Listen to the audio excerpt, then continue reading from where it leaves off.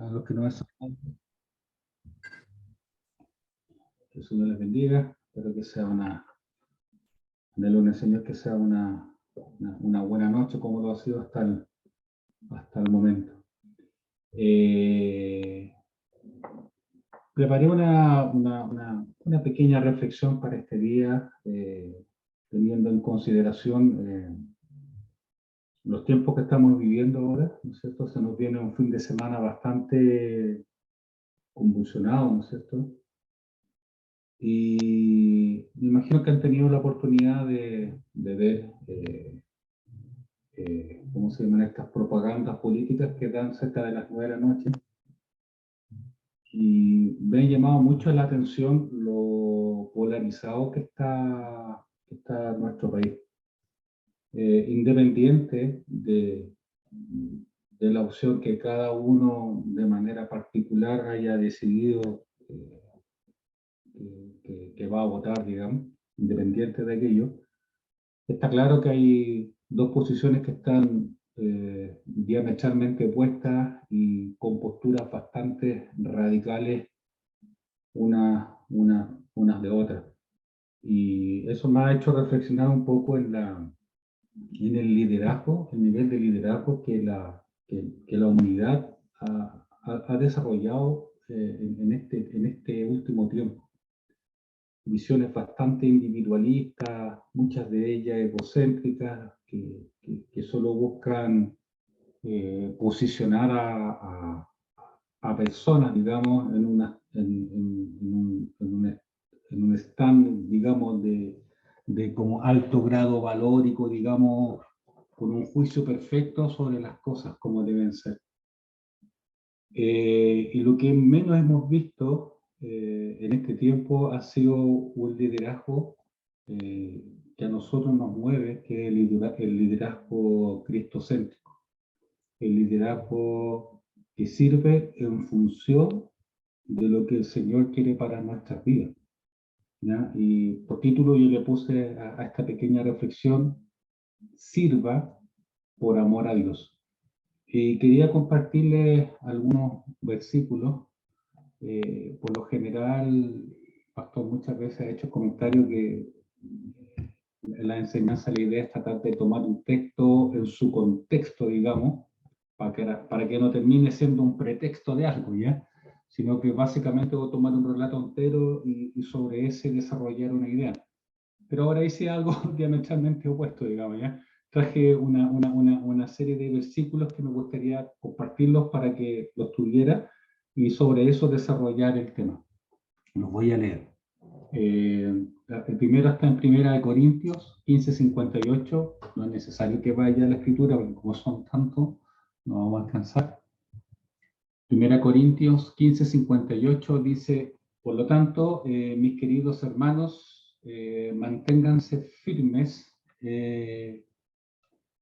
inconmovibles, progresando siempre en la obra del Señor, conscientes de que su trabajo en el Señor no es en vano.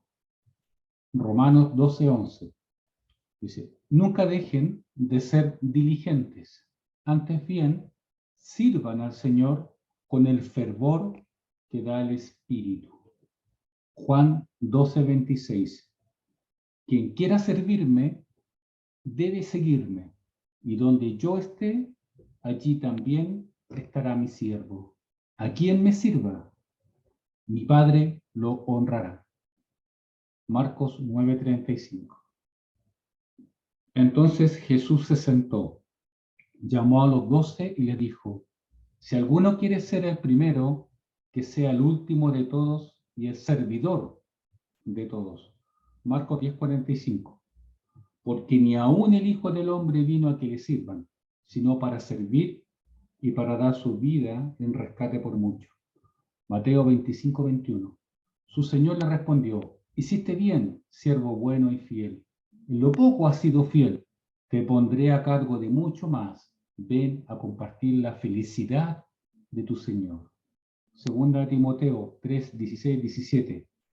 Toda la Escritura es inspirada por Dios y útil para enseñar, para reprender, para corregir y para instruir en la justicia, a fin de que el siervo de Dios esté enteramente capacitado para toda buena obra.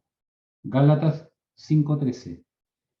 Les hablo así, hermanos, porque ustedes han sido llamados a ser libres, pero no se valgan de esa libertad para dar rienda suelta a sus pasiones.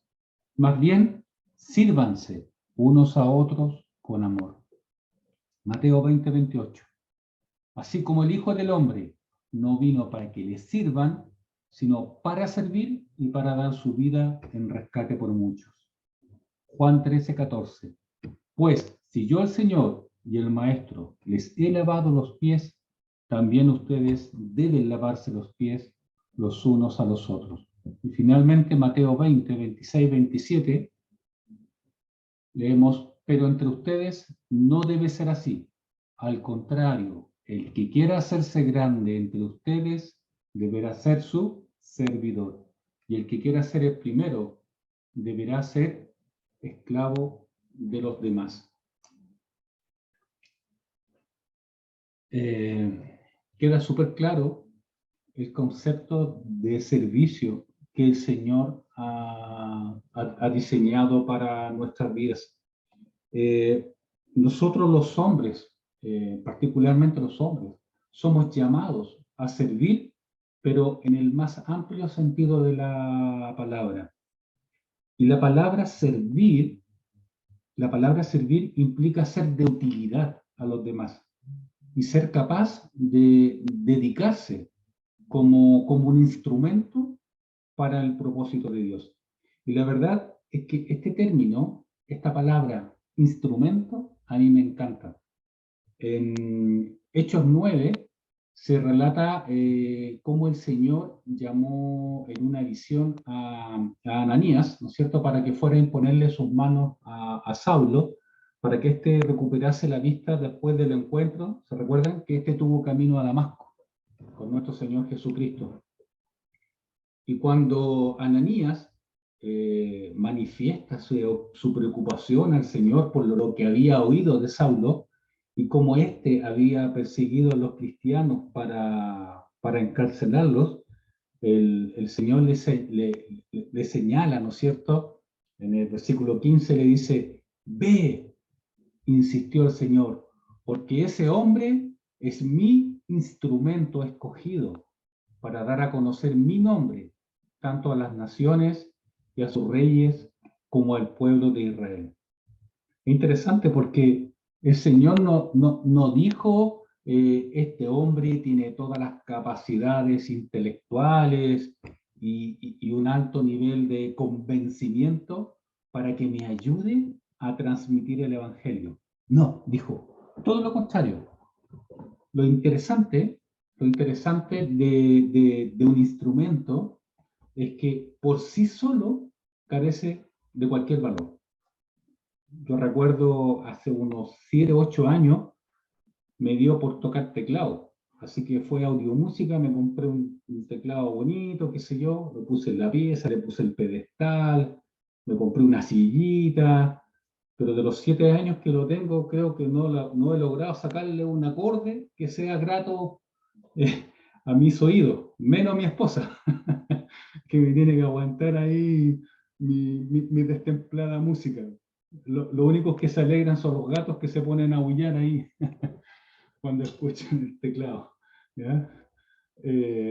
No sé, un violín, una guitarra, un teclado o lo que sea, necesita sí o sí de alguien, ¿no es cierto? Para que obtenga de él los sonidos, ¿no es cierto?, que puedan cautivar a su público. El Mauricio ahí cuando nos anima en la alabanza, él saca lo mejor de esa guitarra, pero a través de su ejecución. Él, no es la guitarra por sí sola la que genera esos sonidos que son agradables, ¿no es cierto?, para nuestros oídos. Y la verdad es que creo que es así como funciona el verdadero evangelio.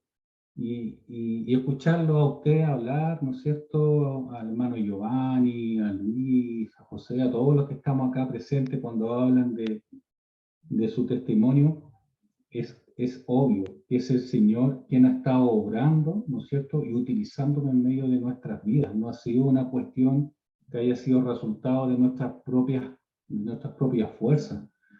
Si pensamos que somos nosotros los encargados de convencer al hombre para arrepentimiento, la verdad es que estamos totalmente equivocados.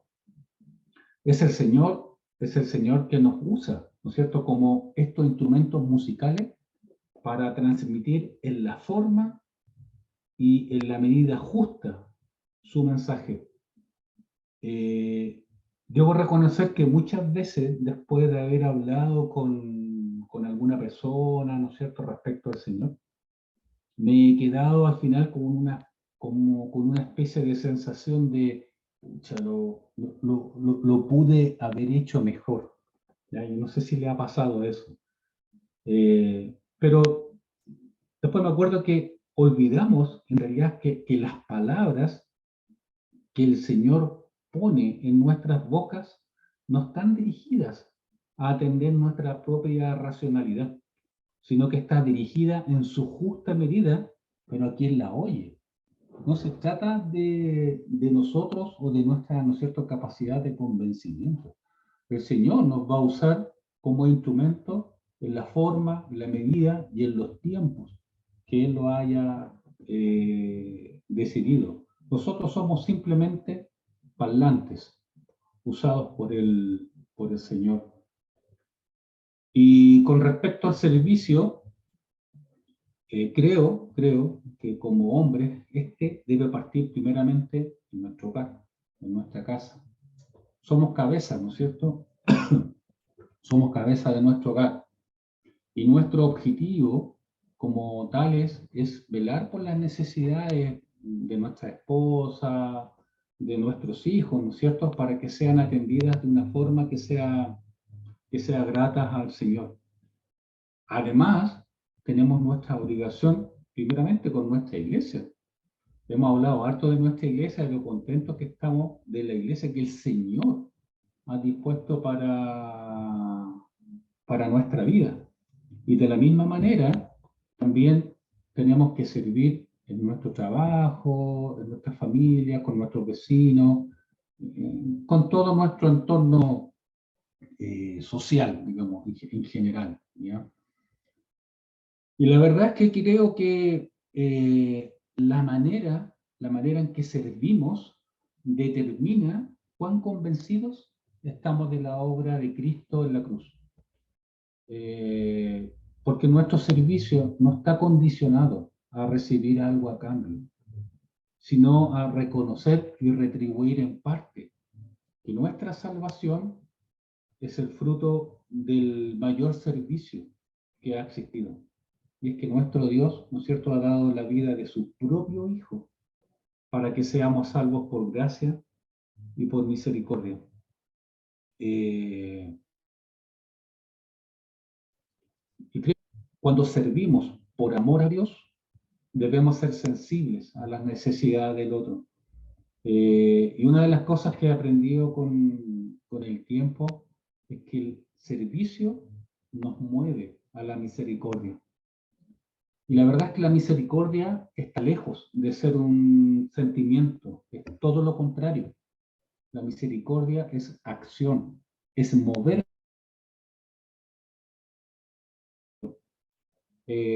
Creo que la misericordia es a la acción como el amor es a la decisión, ¿ya? No es un sentimiento. Y esto lo hemos visto de manera latente en las últimas semanas en la iglesia, ¿no es cierto? Y cómo un grupo acá de varones, ¿no es cierto?, se ha puesto en movimiento, ¿no es cierto?, ha puesto la misericordia en acción para ir en auxilio de un montón de familias, ¿no es cierto?, extranjeras que viven acá en Maipú, no me acuerdo cómo se llama el sector aquí, ¿ya?, pero donde está el paso a nivel. eso es misericordia en acción, es servicio en acción. Y nuestro foco debe estar en un servicio por amor a Dios. Como ya lo hemos dicho, lleno de misericordia y dádiva para aquel lo necesite. Y ojo con esto, es súper importante, sin juzgar y sin condenar, porque estamos aquí para servir, no para generar un juicio crítico respecto a la situación que estamos abordando. Porque la escritura, ¿no es cierto? La misma escritura dice en Romanos 12:19 que a mí me corresponde, dice el Señor, a mí me corresponde hacer justicia. Dice, yo pagaré, dice el Señor. Y en Lucas 6:37 leemos, no juzguen y no se les juzgará. No condenen y no se les condenará. Perdonen y se les perdonará. Luego dice, ven y se les dará. Se les echará en el regazo una medida llena, apretada, sacudida y desbordante. Porque con la medida que midan a otros, dice, se les medirá a ustedes. Me encantan estos versículos porque queda súper claro que aquí se nos enseña que uno recibe lo que da. El hombre tiene la tendencia a devolver la misma conducta que recibe de otra persona. Es decir, podríamos decir que somos como recíprocos, ¿ya? Pero para bien, como también para mal, tenemos que reconocerlo. Por ejemplo, la ira de un conductor, ¿no es cierto?, que va en la carretera, enciende una ira contraria, mandando a las personas al hospital. ¿Sí o no? Los insultos se pagan con relaciones envenenadas y las promesas rotas producen más promesas rotas que destruyen finalmente la confianza. Finalmente, el perdón engendra perdón. ¿Y qué es lo que pasa? Las relaciones se reparan. Escuchar a otros hace que ellos también lo escuchen a usted. La bondad engendra bondad. ¿Y qué pasa? Nace la amistad. Son principios que encontré que hablan de la reciprocidad y que son válidos al momento de lograr influencia en la vida de otros. Y si deseamos lograr esa influencia en nuestro entorno, ¿saben qué? El servicio es uno de los medios para lograrlo. La Biblia nos enseña a servir desde la perspectiva de Cristo. Y en pocas palabras lo podemos resumir como, esto lo aprendí hace mucho tiempo con el pastor, lo que se llama un liderazgo de siervo.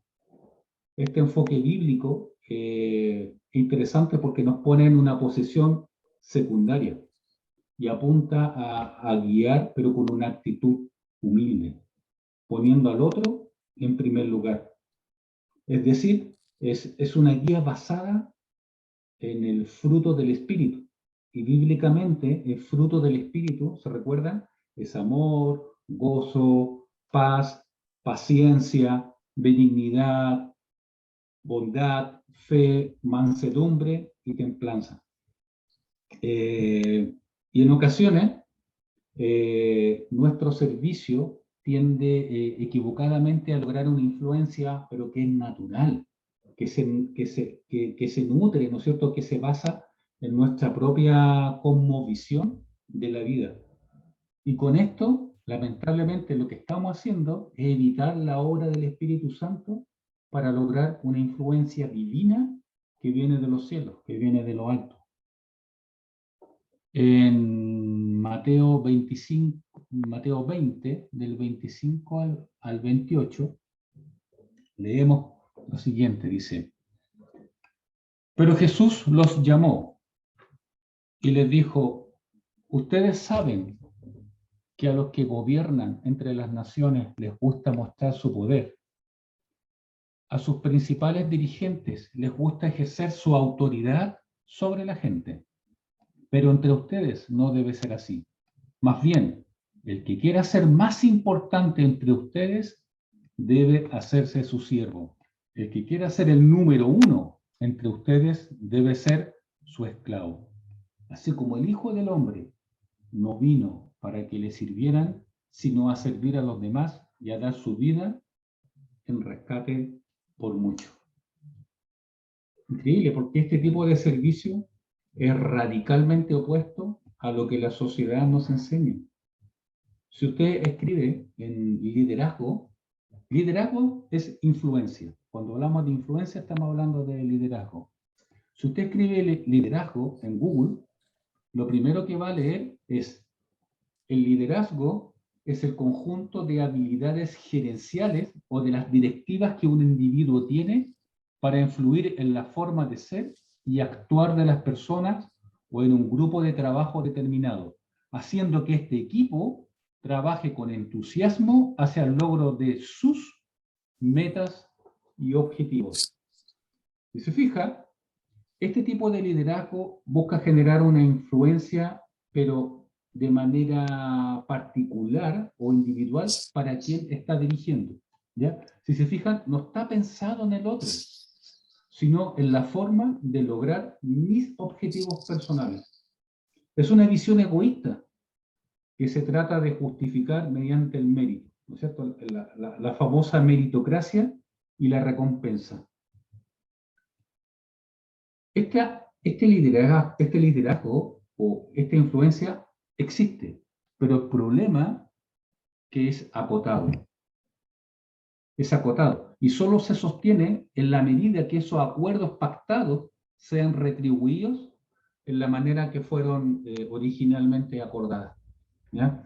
En cambio, el liderazgo de siervo es muy distinto. Al poner en primer lugar al otro, genera una relación que se basa en la confianza, que se basa en el respeto y que con el tiempo forja un compromiso honesto y una fuerte fidelidad. Yo no sé, pero desconozco si alguno de ustedes ha tenido la bendición, ¿no es cierto?, de disfrutar de una relación así. Pero estoy seguro de que si ese fuese el caso, ustedes estarían dispuestos totalmente a lo que sea por servir a esta persona. No sé si ha escuchado la palabra axioma. La palabra axioma es una proposición o un enunciado tan evidente que se considera que no requiere demostración.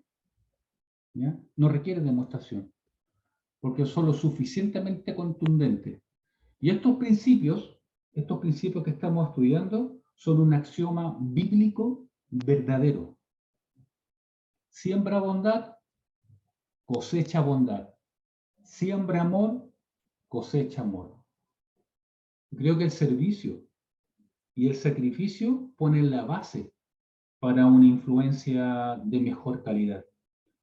Y sabe que la razón por la cual Jesús tuvo una influencia tan importante y tan tremenda sobre la gente y por lo que tantas personas lo seguían, era simplemente porque era un líder que servía desinteresadamente. El ministerio de Jesús fue sanar a otros, alimentar a otros, enseñar a otros, resucitar a otros, animar a otros, corregir a otros, alegrarse por otros, entristecerse por otros, como dar esperanza de una vida eterna a otros. En pocas palabras sería otros, otros, otros, otros y otros. ¿Quién, dígame, quién no va a seguir a una persona así? ¿Cómo diríamos no a una entrega de este nivel? Una persona que exhala compasión y un interés genuino por el otro. Cuando comprendemos esta verdad, nuestro servicio debe apuntar a servir, pero ojo, por amor a Dios. Somos instrumentos en sus manos, dispuestos a generar influencia para la gloria y honra de su nombre, no el nuestro. Otro principio significativo y con el cual termino, y que logra una influencia poderosa en la vida de otras personas, es pensar en las necesidades de quien queremos influir y utilizar esa condición para mostrar el poder y la misericordia de nuestro Señor. Y un ejemplo bíblico lo encontramos en Nehemías. El libro de Nehemías, interesante porque aporta información sobre un importante periodo de la historia de los judíos, ¿ya?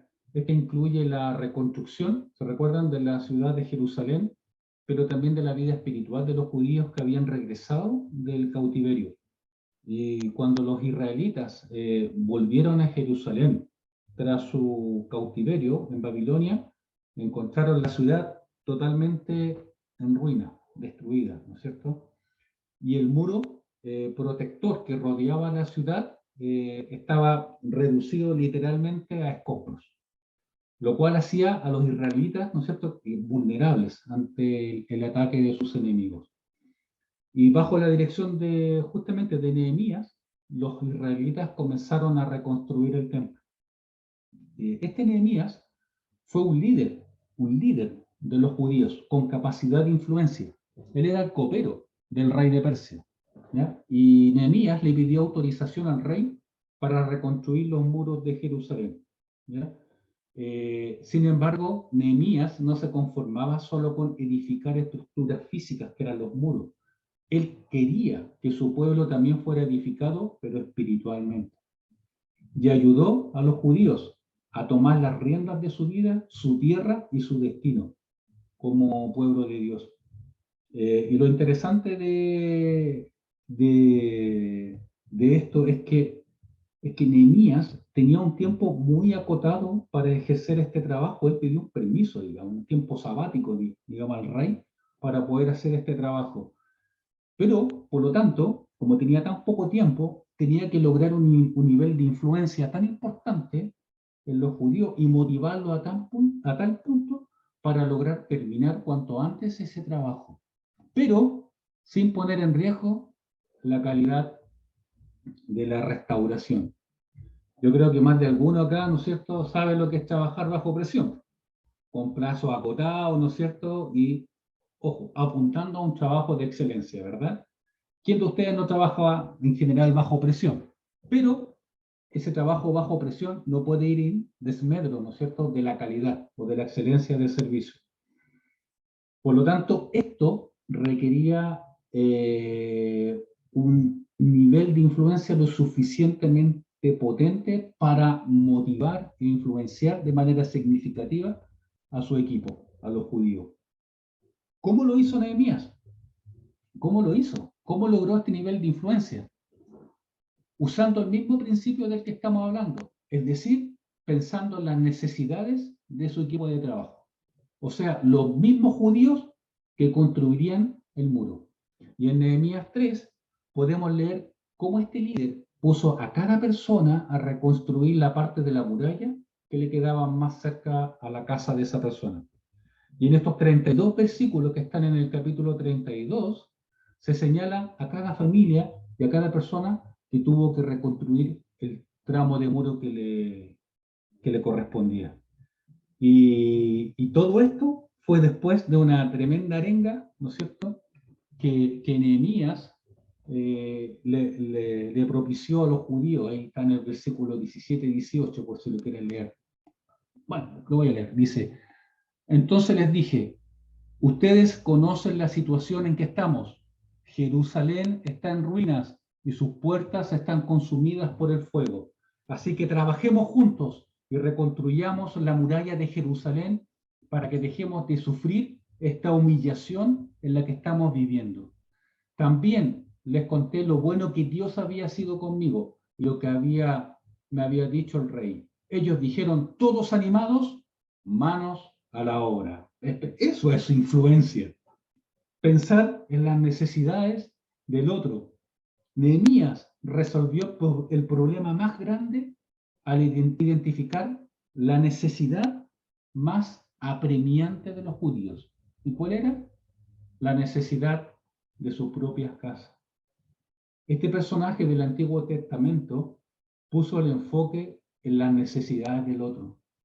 Y a partir de esa necesidad logró influir de una manera tal que pudo terminar de construir los muros con un nivel de calidad, de excelencia, que solo se lograría si cada familia buscase asegurar su propia vivienda de ataques de enemigos.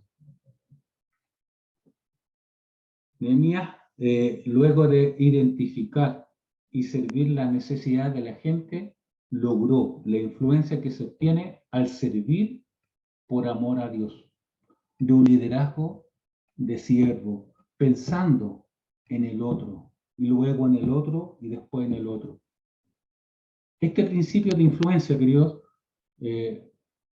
como nos podemos imaginar, se puede aplicar a decenas de situaciones, como por ejemplo en el trabajo, en nuestra propia iglesia, con nuestros vecinos, con nuestros hijos, y muchos más. En nuestro matrimonio, por ejemplo, podemos preguntarnos, ¿qué necesita mi esposa? ¿Cuál es su necesidad elemental? ¿La estoy sirviendo esperando algo a cambio o estoy actuando por amor a Dios sobre la base de un liderazgo de siervo? Lo mismo pasa con nuestra iglesia. Estamos atentos a las necesidades de quienes nos dirigen, de los pastores, de los líderes del mismo edificio. Siento que tenemos tarea y los animo, queridos, a reflexionar en la manera en que hemos estado sirviendo a nuestro entorno. Y si ese servicio realmente revela el carácter de Cristo en nuestras vidas.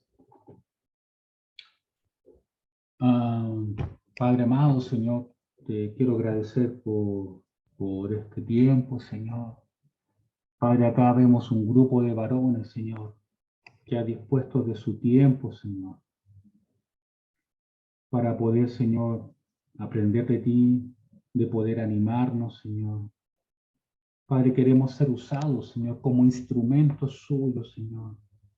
Sabemos que en nuestras fuerzas somos débiles y que muchas veces no tenemos la capacidad, Señor, para poder siquiera, Señor, acercarnos a lo que usted desea para nuestras vidas, Señor. Pero, Padre, reconocemos que tu Espíritu Santo mora en nosotros, Señor, y te pedimos, Padre, que nos hagas sensibles a su dirección, Padre. Queremos agradarte, Señor. Queremos retribuir, aunque sea de manera marginal, Señor, lo que ha hecho en nuestras vidas.